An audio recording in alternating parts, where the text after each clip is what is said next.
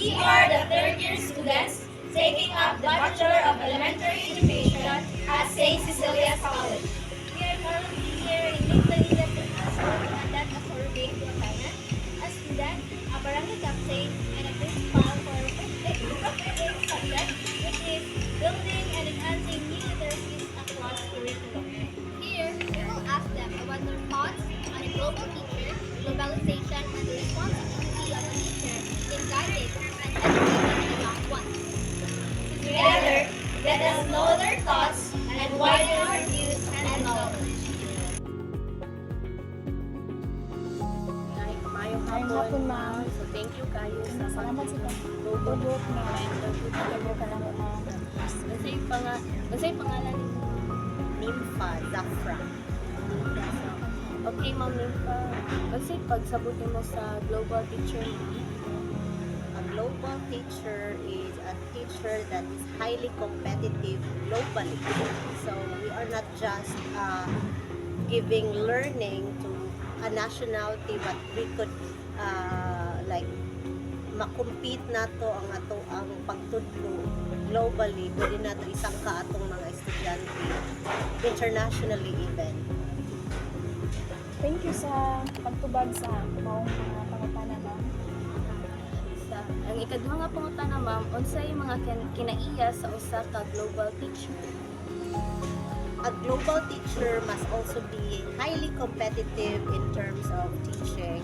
So dapat updated, ondated ang ilang way of teaching. And then also very ang iyang mga tools on nga ginagamit for learning. So that is really very important kung moingon ka you want to be a global teacher. Kailangan siya kag tools updated nga books, updated nga mga tools of learning like computers, laptops. So, nakatabang ba ang technology sa pagtudlo karong panahona kung dili ngano man? Wala ko'y kauban o akong ate. Tabang higod ko diriti. Ang nakatabang ang technology. Actually, ang technology mo ay highly a driving force to become a global teacher. So we could be globally competitive. So number one factor yun ang technology para mahimot ang global kuan. Like say, natay global brand. So say for example sa computer, so kung ato ang gigamit nga computer version kuan pa unsa pa katong 1990 pa nga mga kuan Windows, so we couldn't say na globally competitive ta. So in order to have the global brand in us, we need to also be updated kung unsay ginagamit sa other schools internationally. Mas maayo nga mao pod ato ang gamit. Thank you, Ma'am. Unsay advice mahatag nimo, Ma'am, aron mas mapalambo pa ang pagtudlo sa mga bata? Ato ang advice to whom? To the teachers? Teachers. Well, to the teachers, I think, especially sa ato ang panaman, siguro yun enough budget ang government. So siguro ang pag utilize sa budget nga mabutang sa saktong like trainings, seminars, ang comprehensive nga way of teaching, ilaha gid na kung gitun-an and hopefully i-apply po. Not just nga kay na ang teachers man gyud, I think naa man gyud sila mga pirmi nga mga seminars ilahang i-attend kay para to level up sa ilahang skill.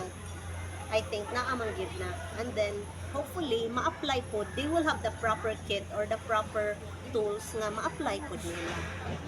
Thank you So, kayo. thank you so much, ma'am, sa pagtubag sa ma-interview mo. Thank you kay Ma'am Gadla. So, good afternoon, Miss. Thank you for accepting the interview. What's your name, by the way? I'm Jane. So, the first question for you is, do you have a background knowledge of what a global teacher is? Yes, a global teacher is someone who thinks and acts both locally and globally with universal perspective. So, the next question, how will you define a global teacher?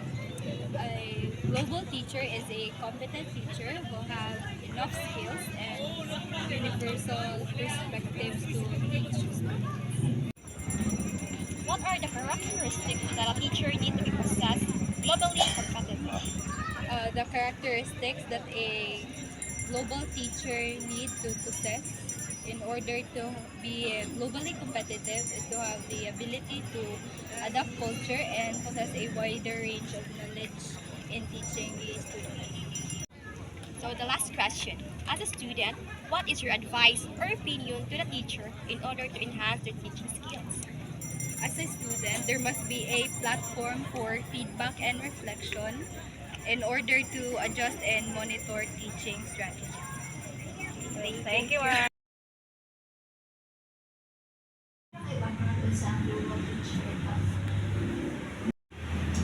Well, graduate minsan ko o kuan 5 years na Bachelor of Science in Civil Engineering. Wa pa mo matawag batch dated ko po. So, well, talking about global kuan, global teacher, so educator. Educator, eh. Tulog ka globally using sa high-tech na ron in kanang internet, no? Oh, kana mo na siguro na akong answer. Okay. Do you believe in that education does not happen by accident? Adili. Kinahanglan ng education, imo gina siya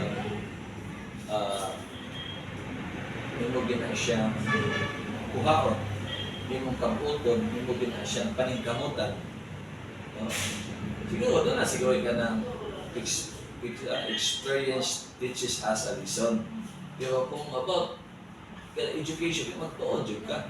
Magpupot dyan ka dito. Mag-research din ka. So what do you think that teachers should possess to effectively teaching in this globalized world? Kuha na, high-tech naman taron. So kung teacher ka, kung na dyan kay mga pamaagi mo, tap ka sa internet, mag-research ka to internet, gamit ka o ka ng online teaching, na siya ay global teacher, global educator. No?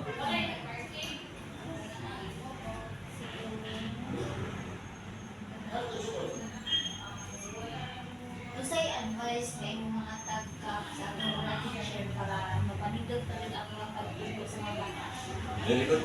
Very good question, Hansa, na when you love your work, you are an effective educator, you are an effective teacher. And kung wala kay love sa inyong trabaho, wala ayo ang outcome.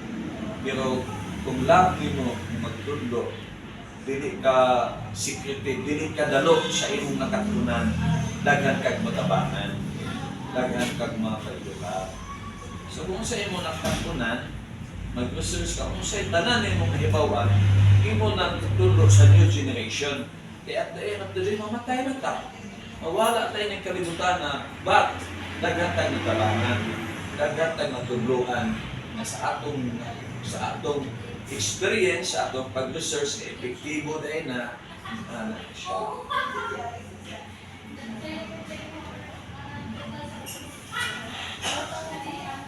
Ha?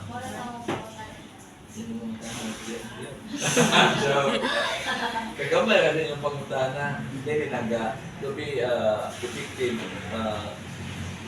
global teacher, no? Kuan din. Kanang pagayo guidance. Wala ko ako ani yawi. Pagayo mo guidance. God will guide you, will help you sa na mamor pagid ka, na useful in kalibutan. Kung nakay Ginoo, wala ni imposible. Tanan makaya ninyo. Bawo ini kalibutan na dunay gabi, dunay adlaw, dunay high tide, dunay low tide. So kana diyan napita kung nakay problema dahil kasi kung nakay achievement, pasalamat kasi Ginoo. Kana diyan ndo ang pag lakaw nimo sa imong future, sa imong target, sa imong ambisyon. Natin isip siguro, basta natin. Amen. Sige, sige.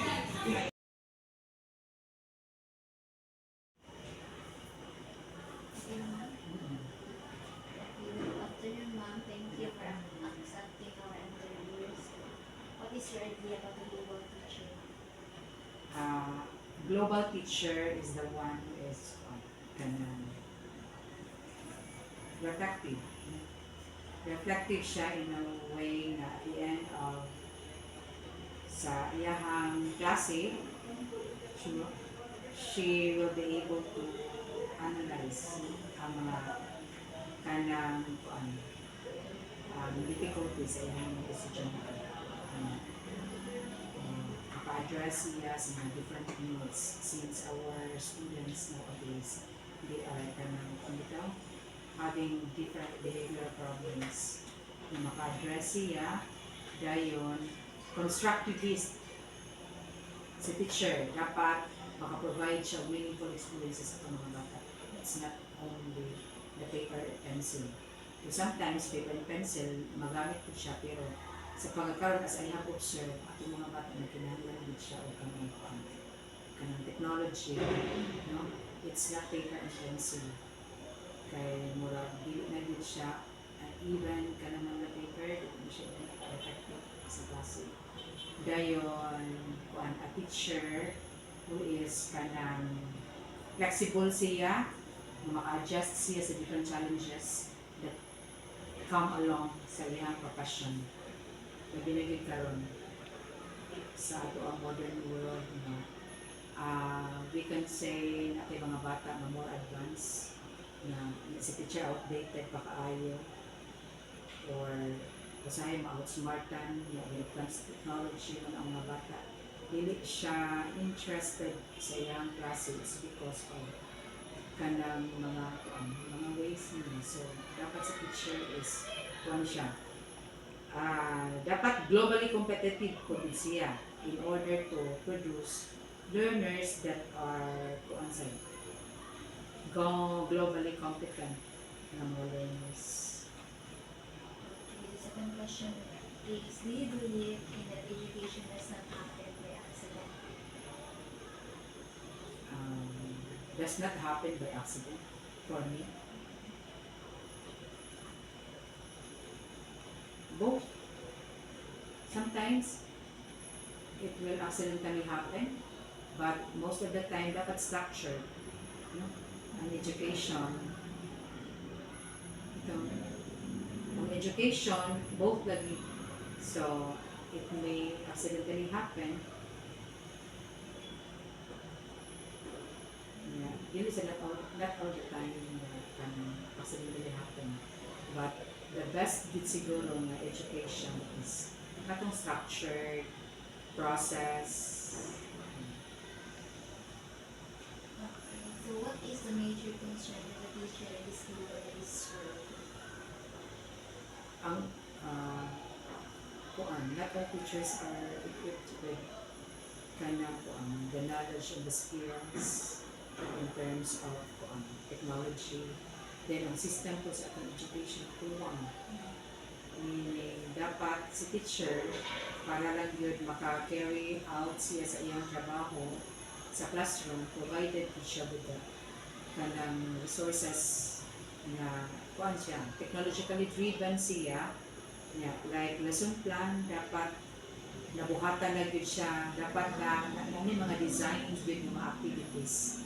Na si teacher, igon na lang yun siya mag-facilitate. Kay sa ako ang situation karon din sa ako kuwang pamugod siya resources. Pero si teacher pa man ko mahuna niya. Ang atong maestra, dili pa man kaayo ang klase na naman ginamit for 24 hours. Naabi siya family, naa siya mga trabaho sa balay. So mas maayo gid ito na provide na siya og mga kanang mga kuan na ba, nindot na nga mga design kid ng mga activities na kanang kuan na align na din siya sa kanang modern technology. Parang iyahan naman is to apply. Like what happened sa central school, yeah. Since ang mga bata dili na magid siya pwede naman suwat at chalk. So we need to provide with maka-download is like videos, but we need to provide each classroom with television. So mo na ang challenge karon. Pero ang atong gobyerno dili na siya ka-provide with in one click. So dapat at channel pa ta o stakeholders para mahatagan po na. Pero kung wala kang makaroon ka siguro na college nyo ha. Ang gamit kay college. So, the last question, Doc, I think, ma'am, ay, kasi advice nila para sa mga teacher para mas mapalambo ang ilang pagtuturo sa mga bata. Teacher should be kanang passionate, niya, committed din sa trabaho, dayon kanang kuan bitaw kanang mao naagi sila yung passion na ang makaproduce sila og bata nga kuan gyud globally competitive na at the end of the day maka-reflect din sila kung saan mga needs na dapat ang mga bata makulihatag in order na ma-accomplish nila ang competencies na kuan kasi sa mga problema ng mga teacher kasi po ang mga teachers kanang kay hindi sila kahatag kanang full time even within 8 hours ang mga side nito mga interruptions personal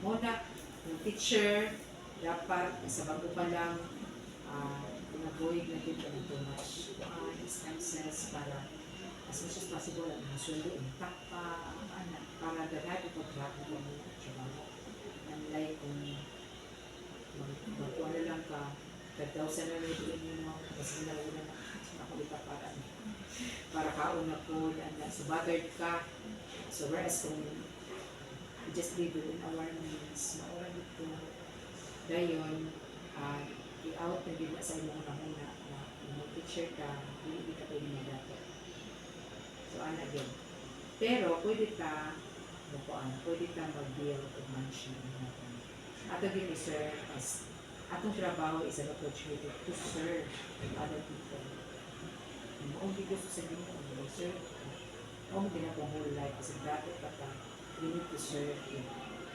humankind so but ang teacher, you have a very good opportunity. So, love, passion, and commitment mo ginagawa teacher nowadays. Kaya tanan na itong mga soft skills, ang hard skills, bali, ang mga strategies, that can be learned. Kung ang teacher lang, di passionate sila.